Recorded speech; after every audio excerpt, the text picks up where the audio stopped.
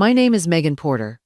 I am 38 years old, and the sharp smell of antiseptic still brings me back to the night my entire life split in two. I was standing at the foot of my grandmother's hospital bed, holding her thin hand, when my twin brother's voice tore through the quiet room. "She's the one you want!" Jason shouted, his finger stabbing the air in my direction, his face flushed and wild. Two uniformed officers froze, startled by the sudden outburst, while nurses peeked around the doorway. For a second, I couldn't breathe. Jason's words hit me like a physical strike. "She's a drug dealer," he insisted, his voice cracking but loud enough for everyone on the floor to hear. "That's how she pays for that apartment, that car. Search her. You'll see." The officers shifted uneasily, glancing between his red face and my stunned silence. I felt their eyes on me, weighing the accusation, wondering if it could be true. Humiliation flooded me. This was my twin, the boy who had shared a crib with me, the man our parents praised at every dinner table. And here he was, ripping me apart in front of strangers, dragging my name through the mud to save himself. I could feel the heat rise in my cheeks, but I held my ground. I would not give him the satisfaction of seeing me crumble. The younger officer cleared his throat. "Sir, we're here because of missing medication from this room," he said carefully, trying to bring control back to the chaos. Jason cut him off, his voice climbing higher. "She's the one you want. She's been here every day. She has access. She's been stealing." His desperation was obvious, but so was his conviction. He wanted them to believe. I wanted to scream. I wanted to shout the truth, to demand how he could do this to me. Instead, I clenched my fists at my sides. My grandmother's shallow breaths were the only sound grounding me, reminding me that losing control would only make me look guilty. My heart hammered so hard I could hear the rush of blood in my ears. The older officer looked at me with cautious eyes, as if asking for an explanation without words. I met his gaze, holding it steady even though every nerve in my body screamed. Jason was pacing now, his voice rising with every word. "Check her bag. Go on. She's hiding something. She's been hiding things her whole life." I thought about the years of sacrifice, the holidays missed, the bruises from training that I never explained. I thought about the countless nights I had spent in motel rooms under a false name, working cases no one in my family even knew existed.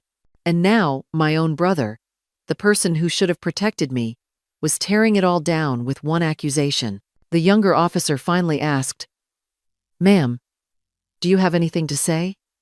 My throat was tight, but I forced myself to breathe. The room seemed to shrink. Jason's eyes were locked on me, burning with something between panic and hatred. He wanted me cornered. He wanted me destroyed. I didn't argue. I didn't defend myself. Instead, I moved slowly, deliberately, reaching into the inside pocket of my jacket. The officers tensed, their hands brushing against their holsters. Jason leaned forward, certain he had me. I pulled out the small leather case I had carried close to my chest for 15 years. When I flipped it open, the gold badge caught the fluorescent light. "Special Agent Megan Porter," I said, my voice steady for the first time that night. The room fell into silence. Jason's face drained of color, the manic energy collapsing into shock. The officers stared, realization settling heavy in their eyes. In that frozen moment, the betrayal cut the deepest. My own brother had tried to bury me with lies, but I had the truth in my hand. And I knew, as the silence stretched, that nothing in our family would ever be the same again. When I think back to childhood, the first thing I remember is how easily Jason lit up a room. Teachers praised him, neighbors adored him, and my parents never missed a chance to show him off. He was the golden boy who could do no wrong, and I was the quiet shadow who was easy to overlook. Every report card Jason brought home was taped proudly to the refrigerator. Mine often ended up tucked in a drawer, forgotten beneath grocery lists. When he scored the winning goal at a soccer game, Dad carried him on his shoulders while I clapped from the sidelines, invisible. Even when I worked hard, it never seemed to count. Jason's charm outshone my effort, and soon, I stopped expecting anyone to notice. I remember one night at the dinner table, I told my parents I wanted to join the FBI when I grew up. I had read about agents who fought organized crime and kept families safe, and the idea made my heart race. My father laughed, not in a gentle way, but with a sharp sound that stung. "Megan, the FBI doesn't take girls like you," he said. "That's for people with connections, not small-town kids who get average grades." The words stuck in my chest like splinters, and Jason smirked as if it confirmed what he already believed. Mom never disagreed.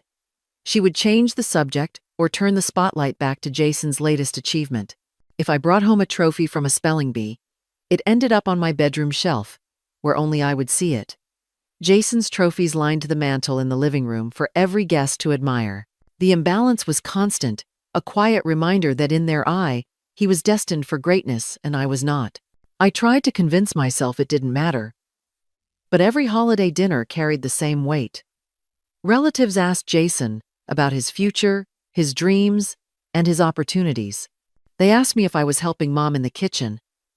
I learned to smile and swallow the ache, but inside, I kept a secret fire alive. I wanted to prove them wrong, not for their approval, but for my own sense of worth.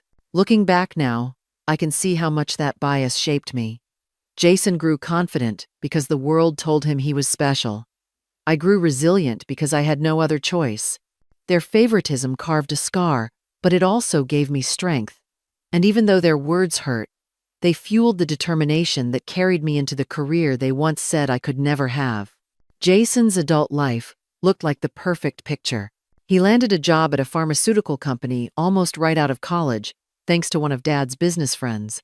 Within 2 years, he was pulling a 6-figure salary, driving a sleek BMW, and taking weekend trips to resorts that he bragged about at family dinners.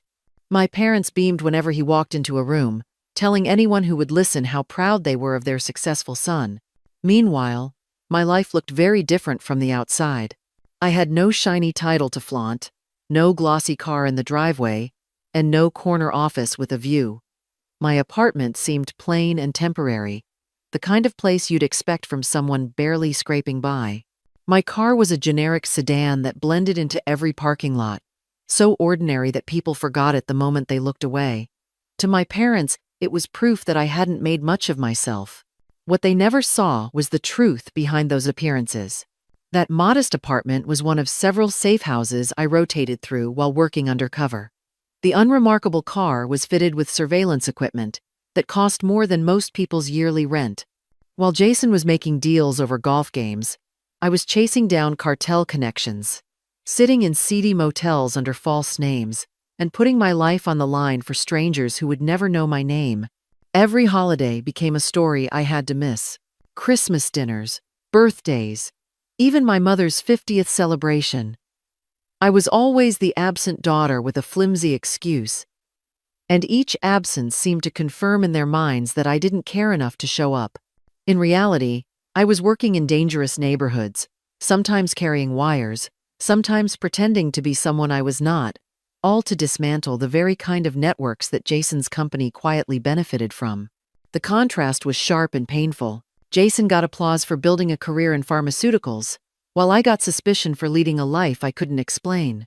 My parents believed I was drifting, wasting potential, while their son was climbing the ladder of success. They didn't know that the daughter they pitied had been part of operations that pulled millions of dollars of drugs off the streets. I carried bitterness for years, but also a quiet pride that kept me moving forward.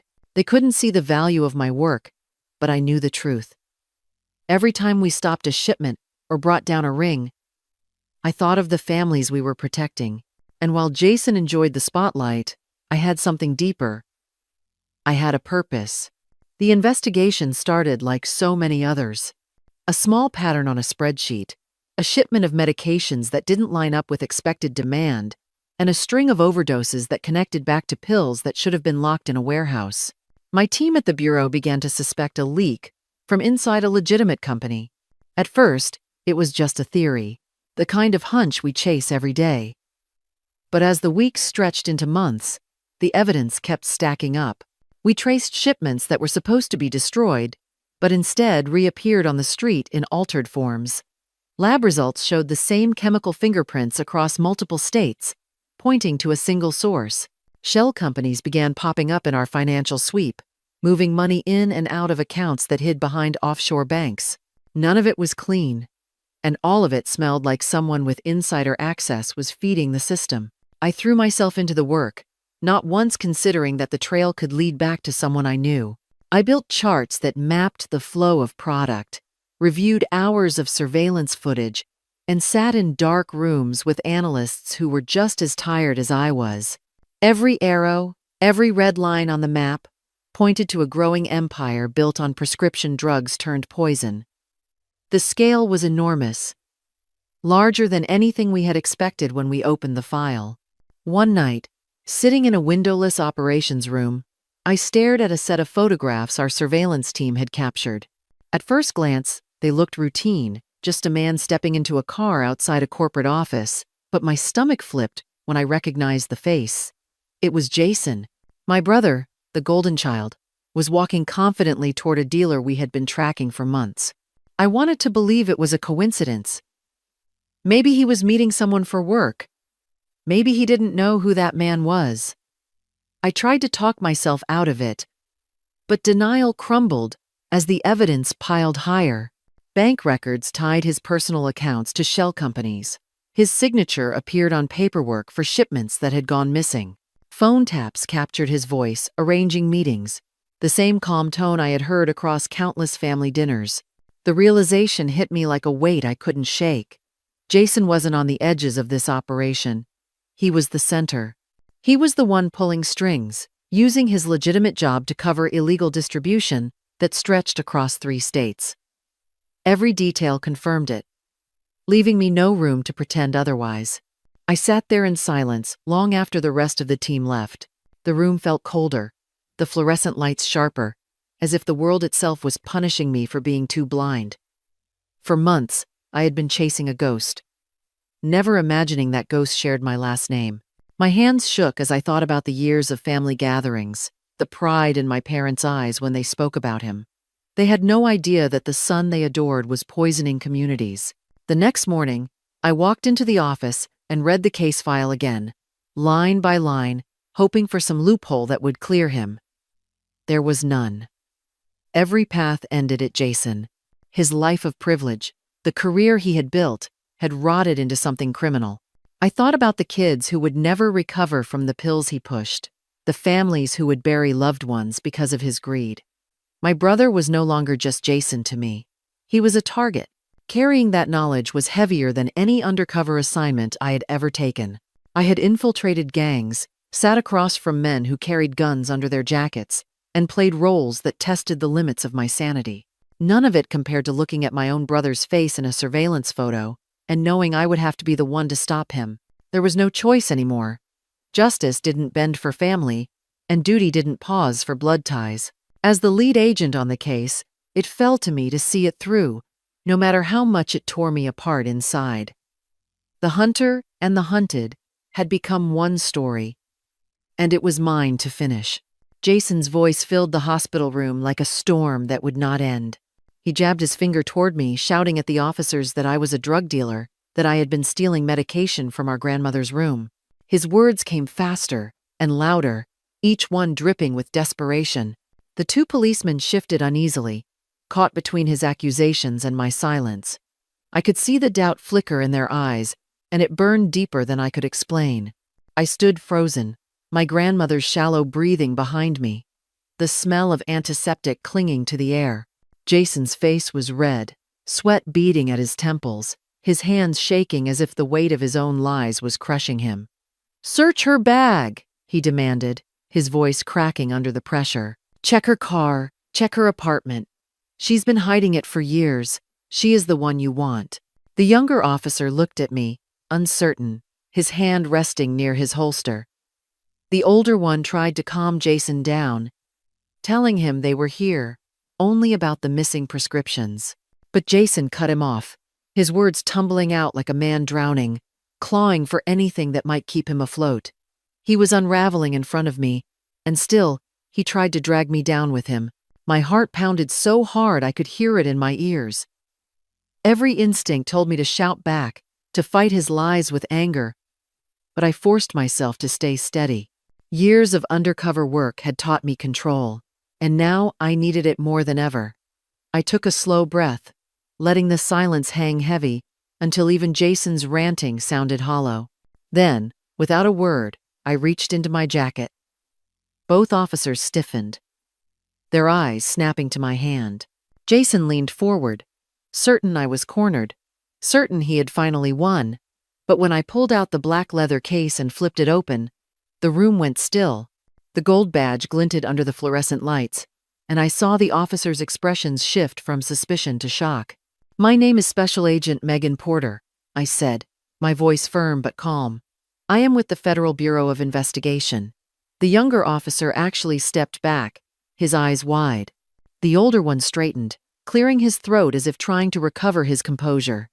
Jason's mouth opened, but no sound came out. His face drained of color, all the manic energy evaporating in an instant. I turned to the officers. "You are correct to be here. Medication has been stolen from this room. But the thief is not me."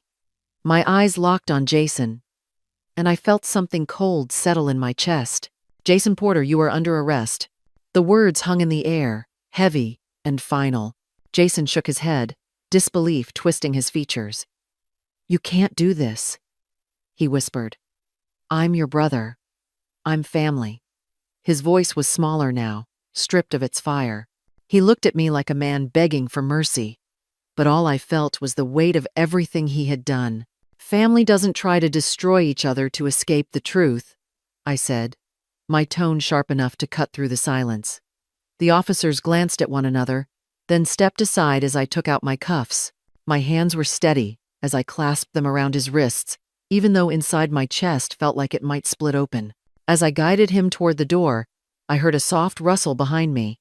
My grandmother's eyes fluttered open, her voice barely more than a whisper. "Megan, honey, is that you?" I stopped, my throat tight, and turned back toward her. "Yes, Grandma, it's me." She gave me the faintest smile, her gaze clear even through her frailty. "Are you taking care of business?" she asked. I nodded, swallowing the lump in my throat. "Yes, ma'am, I am." Her smile deepened for a moment. Then her eyes closed again. As she drifted back to sleep, I led Jason out of the room, the sound of the cuffs clinking against each other with every step. The officers followed in silence, no longer questioning, no longer uncertain. Jason kept his head down, the fight gone from him. In that moment, I knew there was no turning back. My life, his life, and everything our family thought they knew had changed forever. The news broke before I even had the chance to call them. Jason's face was plastered across the evening broadcast, his mugshot framed by headlines about a multi-million-dollar drug ring. Within hours, my phone rang, my mother's voice trembling on the other end. She couldn't believe it. She said it had to be a mistake, that her son would never do such a thing. I let her speak until the words ran out. Then I told her it was no mistake. Jason had been using his job to funnel drugs onto the streets for years. There was silence, long and heavy, before she finally asked how I could know such details. When I told her the truth, that I had been the one leading the investigation, her disbelief turned into a stunned whisper. "Your FBI?" she asked, as if saying the letters out loud might make them real. My father's voice came in the background, demanding answers, his tone sharp with confusion. I could hear the unraveling of 15 years of assumptions in their voices. All the times they had laughed off my mysterious government job, all the jokes about me drifting through life, all of it cracked open in that moment. I didn't raise my voice, but my words cut anyway. I reminded them that in all those years, they had never once asked me what I really did for a living.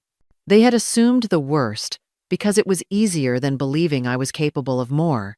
They had dismissed me as the daughter who never measured up to Jason's shine. I told them I missed birthdays and holidays because I was testifying in courtrooms or sitting in undercover meetings. Not because I didn't care about family. My mother started to cry, saying they just hadn't known that if they had understood, they would have been proud. But I couldn't give her comfort. Pride that arrives after headlines is hollow. Respect that comes only once someone proves themselves is not respect at all. My father stayed quiet, but I could hear his breathing, rough and uneven, like a man realizing how blind he had been. I told them the truth they had never wanted to see. For 15 years, they celebrated the child who was poisoning communities while they pitied the one who was saving them. The distance between us was not created overnight, and I knew it would not be erased with apologies. Some wounds cut too deep to close.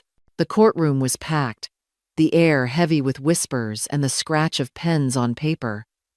I sat in the witness stand, my voice steady as I walked the judge through months of evidence. I spoke of financial trails, surveillance photos, and the network Jason had built, each fact delivered with the weight of duty. My parents sat in the gallery, their faces pale, eyes fixed on a son they no longer recognized. My mother gripped my father's hand as if holding on could stop the truth from sinking in. When I glanced at them, I saw disbelief carved into their expressions, the slow collapse of everything they had chosen to believe. Jason sat at the defense table, his suit rumpled, his eyes hollow. He looked at me once, and for a moment, his defiance was gone. What I saw instead was regret, maybe even shame, though it was too late for either to matter. When the judge read the sentence, 15 years in federal prison, the gavel's strike echoed like a closing door. The room was silent, as if no one dared breathe. Justice had been carried out, but it came at the cost of a family that would never be whole again. For years, I thought I needed my parents' approval to feel worthy, but the truth is I never did. My value was never in their praise.